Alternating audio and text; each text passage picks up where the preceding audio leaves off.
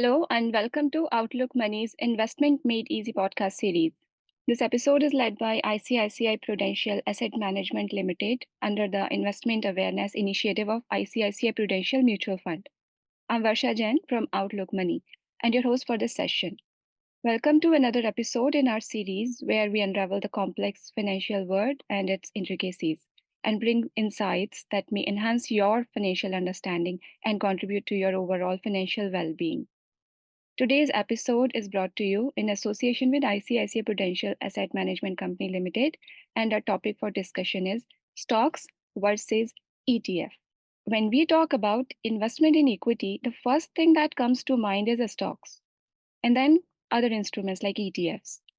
Stocks have been traded in the market for a long time, but ETFs started only after 2001 in our country. An investment in stocks makes investor partial owner of the company, whereas investment in exchange traded fund or ETF, investing in exchange of units in the ETFs, but no ownership in the company. While buying a stock means investing in one company, buying an ETF means investing in hundred of securities. ETFs are passively managed fund and invest in many securities and mimic the performance of an underlying index. This is just the introduction, and there is much more. Our today's discussion will be around stocks and ETFs. What do they offer, whom they are suitable for, and when to invest in them. Today we have with us Mr. Chintan Haria, Principal Investment Strategy at ICICI Prudential AMC, to discuss the topic. Let's begin the session now. Welcome, Mr. Haria, to this episode. Sure, thank you. And again, a very warm welcome to all the listeners of Outlook. I think for the last many interactions that we've had, we covered a range of topics which would have been very useful to all of you. And this is also a very important topic, especially given the kind of market scenario in which we are. So I'm very happy that Outlook has taken this topic up, and we are happy to discuss this. Thank you. Thank you, Mr. Haria. So, to start with, please tell us the advantage of investing in equity and per se in stocks and ETFs. So, I think in your introduction, you did mention that equities or investing in stocks directly, which has obviously today become a very easy as well as a more rapid adoption in India. We have more than I think 9 crore investors and more than 13 crore demat accounts, as much as I can remember. So clearly, investing in stocks has become a rage among youngsters, especially.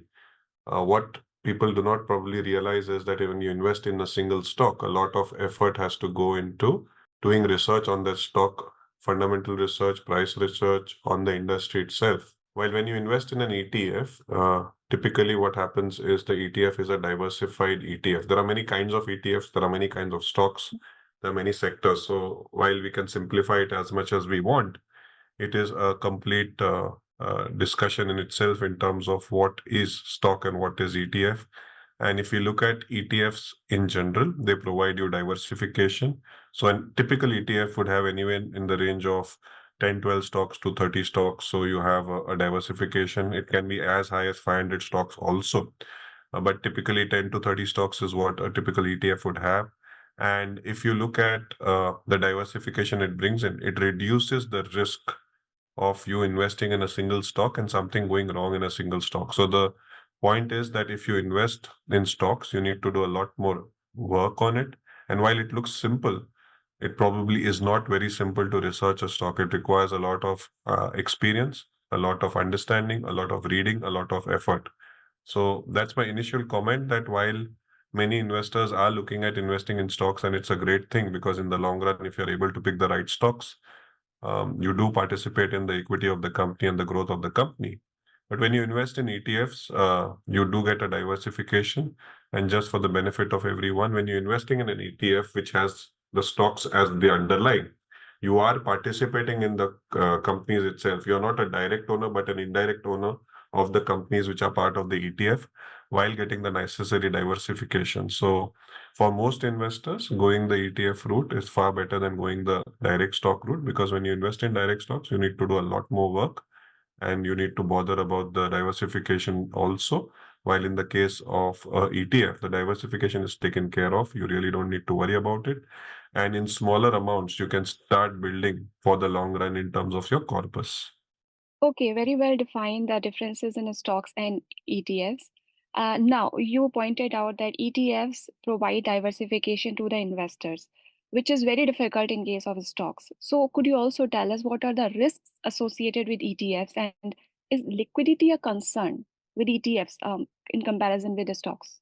So, as far as liquidity is concerned, it is a myth that a stock is more liquid than an ETF. A stock is liquid on the exchange to the extent of buyers and sellers. And if you look at an ETF, since it is a basket of stocks, it is a very high likelihood that an individual stock, for example, which you're owning, Mhm. and if it goes into a downward spiral, the liquidity may dry up significantly in that stock. And if it is a stock which has circuit filters, it may hit a lower circuit and you may not be able to get rid of it. While in the case of an ETF, the liquidity is provided by the authorized participants. It is a diversified universe of stocks and a diversified set, like I said, 10 to 30 stocks.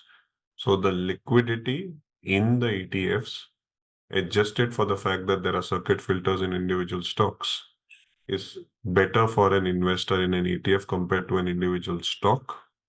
If there are large cap stocks, there is no problem. But if you're looking at the mid and small cap universe, then I do believe that investing via the ETF for most investors is far better than investing directly into individual stock, because as an investor, you may not really be able to know what is the right diversification you need, what is the right weightages that you need to put in a single stock. And if you're not fully aware of that, the liquidity can be actually misleading or can be actually much lower than what you think in the individual mid and small caps which you may have. While in the case of an ETF, since it's more diversified, the liquidity risk would seem lesser in a volatile market. So I do not worry too much about liquidity either in ETFs or in stocks. But if you have one or two stocks and not a diversified portfolio of individual invested stocks, then liquidity drying up can actually hurt your chances of being able to maneuver your portfolio. If you're investing in an ETF, you can easily maneuver your portfolio even in volatile conditions. While in a stocks, if your stocks are illiquid, you may face the challenge of maneuvering your portfolio in an volatile market. Thank you. Okay, so this is about liquidity. Is there any other risk with the ETFs? As far as ETFs are concerned, the one risk is that if you pick the wrong ETF itself, much like how you can pick a wrong stock, you can pick a wrong ETF. For example, if you pick a wrong theme or a wrong sectoral ETF, if it has done very well in the last 5, 6 years and the uh, sectoral ETF has done very well, and you pick the wrong product as far as the ETF is concerned. So what you pick or choose within the ETF also matters. The risk is you choose a wrong ETF. The risk is you choose a wrong ETF provider. The risk is you choose the wrong ETF in terms of liquidity, expense ratio, tracking error. So in equities, in ETFs, the risk remain that you actually stick with the right ETF provider who are focused on ensuring lower tracking error, focused on ensuring lower costs to you for owning the ETF, and also ensuring that you get enough liquidity on the exchange so that you are able to execute as and when required. So these are the risks which are peculiar to ETFs. These may not be applicable to investing in individual stocks. So relative to individual stocks, in ETFs, you need to be careful as to what you pick in terms of the broad-based ETF or a sectoral ETF, and whether the ETF provider, which is the asset management company, is doing a good job as far as the tracking error is concerned, so that you are able to get the right set of benchmark returns, which essentially is possible if the asset management company is tracking the underlying benchmark well by having the stocks and the weightages in line with what the underlying benchmark of the ETF is. So these are the specific risks of ETFs, and most asset managers are focused on ensuring that you do get a good experience. So while I have enlisted the risks, I don't think you need to really worry about these risks, because most asset management companies are focused on the tracking error, low cost, and liquidity part. The selection of the ETF, of course, there you need advice and proper advice. And there I would strongly urge that much like how we have a family doctor for our health, you do need an advisor for your investment portfolio and what you should select in your portfolio. So get the right advice and build a portfolio. While the risks are there, an advisor would ensure that they're able to create a balanced portfolio out of your overall investments so that the risks are divided or mitigated. Thank you. Thank you, and very well said. And comparing it with a doctor, so it's like easily understandable how important it is to seek advice from the experts if you are not expert in this field. And it's in short, you have covered my next question. So I'm I'm asking the next question: should investors consider dividend also? Because dividend is a passive income, and many investors invest for this passive income. How reliable are ETFs in terms of dividend, and can one depend on them? The first point which I want to make on dividend, of course, is that ETFs being investment in underlying mutual funds which are listed, generally they do not declare dividends. So a ETF works in a way that the underlying stocks are part of the ETF. Whatever dividends are received by the underlying stocks are reinvested in the ETF in the proportion of the benchmark index. So those 30 stocks which I have or the 20 stocks which I have in the ETF, whatever dividends they give, the Mhm. ETF gets that dividend and that gets reinvested in that ETF. So from an investor standpoint, whenever the investor does need cash flow, does need money from the investment, they can simply sell it on the exchange. And now with the T+1 settlement, they should be able to get the dividend in they should be get the proceeds of the cash flow from selling the ETF the next day itself. So it's much more convenient to invest through an ETF for the purpose of getting the cash flow. It is also tax efficient because when you sell the ETF and whatever gains you have on that ETF, only on that gains you have to pay the tax. While in the case of dividend, which you receive from companies, with the changes in taxation that has happened, you end up basically paying marginal tax on the dividend received. So for investors, one, anyways, you should not necessarily invest in a stock for the dividend. I'm not saying dividend yield is a bad metric to invest, but the future growth of the company also matters because many investors do make the mistake of looking at past dividends, which may be a one-off dividend or a silver jubilee or a centenary dividend, Mhm. and consider it to be a consistent dividend which the company pays and end up investing because of the dividend, while the dividend may not be necessarily there next year to the same proportion. So dividends are unpredictable, while if you invest in an ETF, whatever cash flow you need, you can simply sell and get the cash flow the next day at a more efficient capital gain. So I would believe that investing in a stock for dividend may not be the appropriate thing, but investing in an ETF for cash flow requirements is a far better way to manage your cash flow. Thank you. All right. And who are the prospective investors for ETFs? So as far as ETFs are concerned, our experience of managing ETFs for the last 15 years or more has taught us that it is meant for everyone. There is no specific investor category. We have investors who are building their or who are starting their journey of investments, investing in low volatility ETFs or let's say the broad-based large cap ETFs. We have sophisticated investors who understand the markets and want to build a portfolio who go for ETFs in the sectoral category or even the momentum category. So the point being that ETFs today, with the wider product category and bouquet available, are meant for all kinds of investors based on your risk appetite, based on your risk profiling. Whatever suits your overall portfolio and fits your overall portfolio will be suggested to you by your investment advisor. And if you're doing it self-select mode, of course, then you need to do a little bit of hard work in terms of deciding which is the ETF which suits you well in terms of universe, in terms of style, in terms of factor, in terms of market cap, and build a portfolio around it so that you, in the long run, benefit from the long-term growth of India via the ETFs. Thank you. Okay. And according to you, are ETFs more cost effective compared to individual stocks? So, if you look at in terms of transaction cost, I think as much as you pay for buying or selling of stock, that's how much you pay to your broker when you go to an exchange and buy and sell ETFs. There is an underlying cost which the AMC charges for managing the ETF, but that underlying cost is probably more, and it's not too much because most ETFs are efficient and low cost.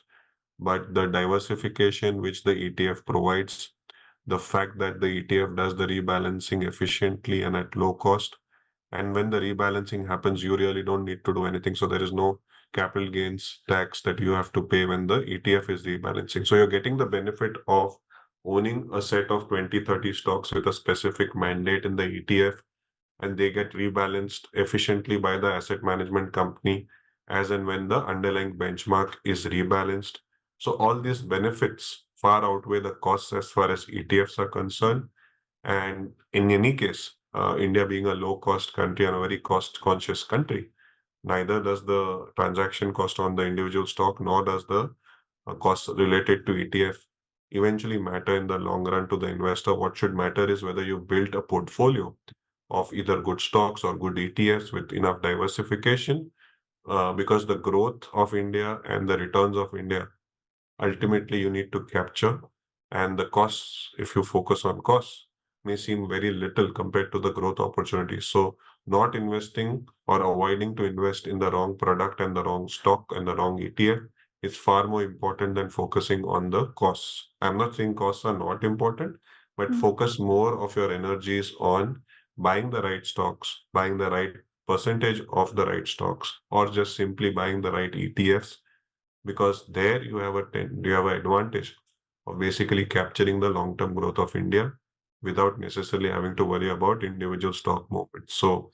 you can pick and choose what is best for you, but I would say don't focus too much on cost, but focus on creation of a portfolio, and more importantly, the behavioral biases of avoiding and being patient for the long run and avoiding the medium-term or short-term noises which make you make the wrong decisions. Thank you. And another question on the same line, are ETFs better than index mutual funds to take exposure to equity? So ETFs and index mutual funds are just two different mediums or platforms of investing. They are ultimately doing the same thing. So ETFs are traded on the exchange. You are able to basically get the intraday price movement. While in the case of index mutual funds, you can invest with the day and NAV. It's easier to invest in a mutual fund. You don't need a trading or a demat account, and you can easily do your SIPs in a mutual fund. While in the case of an ETF, to do SIPs, you'll have to rely on a broker and the platform to allow you to do the SIPs in the ETF on through the broker platform. So both are same. Ultimately, it's your comfort which is important. Both index mutual funds and ETFs ultimately are the same at the back end in terms of following the underlying benchmark. Just that the method or the mode or the platform of investing is different. In the case of ETFs, you go on the exchange and buy and sell. In the case of index mutual funds, you basically go through the normal route of investing in mutual fund, and you get the day and NAV both at the time of investing and redemption. So you can pick and choose, but there's not much difference between the two. Thank you. All right, so in ETFs, one can choose the daily basis rate, which changes throughout the day, while in index mutual funds, the day and NAV is given to the investor. Okay. My last question is, in the current volatile market scenario, what should be the better option according to you, stocks or ETFs? Be it volatile market, be it steady market, uh, be it a bull market, be it a bear market, the fundamental principles don't change. If you have the ability to study a stock, a balance sheet, competitive intensity of a particular industry, know which industry players are doing better than the other industry players, know which management is better than the other management, then of course you can go the stock picking way. But then how many of us are actually capable of following up? You can follow up one stock, two stocks, maybe three stocks, and you can do deep research. But can you do deep research on the 2000 listed companies in India? There are actually 3,500, but let's say there are 2,000 or 1,500 listed companies in India, which can be a potential target market or target in universe. It's very difficult to keep a track of those 1,500 as an individual investor. So be wary of that. And while you can focus on maybe a sector where you are basically, you know the sector well and the stocks. It is impossible to keep a track of 2000 stocks. You cannot be in-depth knowledge, and hence something or the other can hurt you if you're not properly done your research. While in the case of ETFs, because they are broad-based, if you go for, let's say, the top 50 companies in India, or let's say the mid-cap universe in India, small-cap universe in India, you get the entire universe together. It is well divided, diversified. You may end up having an experience which is better. For most investors, I would suggest going the ETF route is better, while for individual investors who have the understanding of the markets, you should try and basically divide your investments between individual stocks and ETFs. And then over a period of time, you'll get the comfort that probably ETFs are better for me because in individual stocks, I'm basically getting too upset when the stocks are falling and probably getting rid of them, or I'm booking profits early, or I'm entering at the wrong time when the stocks are higher. All these behavioral biases probably are lesser in the case of ETF. So for most investors, I'd say ETF is better. But for investors who think that they know the markets well and can definitely make a difference to their portfolio by getting that alpha in individual stock investing, do a bit of both, participate in both, maybe 25% in individual stock investing, 75% in ETF, and then compare your returns over 1 year, 2 year, 3 year as you build your portfolio. And then you realize probably you're better off either in ETFs, and if you're actually done well, then maybe you're better off in stocks. So try it your own, but for most investors, I'd say stick to the ETF route. That's far better for you. Thank you. All right. So, in short, the people who do not have the expertise, ETF is a better and comparatively safer route to invest in equity. People who have expertise, they can invest in stocks, but still sometimes, due to the paucity of time, one cannot devote every day. Stocks may be riskier than ETFs. ETFs, due to its diversification benefit, mainly it can suit most of the investors.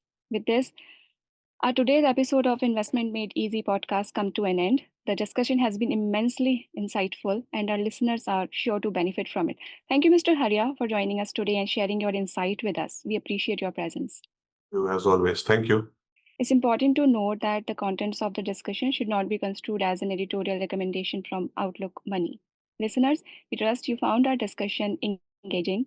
For further exploration of investment topics, stay tuned to Outlook Money's podcast series and don't forget to like, share, and subscribe to stay financially informed. We welcome your suggestions, feedback, and questions at letters@outlookmoney.com. Stay tuned for our next edition, and until then, stay informed and continue to follow Outlook Money, your go to personal finance magazine.